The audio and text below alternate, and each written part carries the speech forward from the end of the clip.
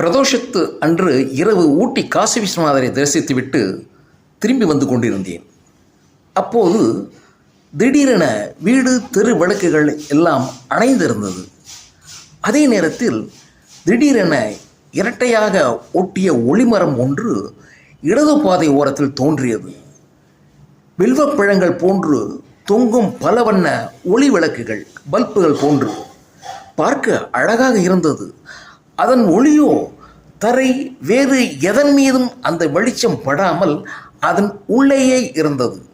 அந்த இருட்டில் இப்படி ஒரு ஒளிமரமா என்றவாறு அதன் அருகில் செல்ல காலடி அடித்து வைத்தேன்.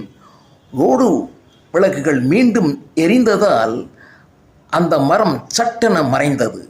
அது கற்பக விருட்சமோ அல்லது கடவுளின் ஒளியோ, ஆனால் அது அற்புதம், ஆனந்தம்.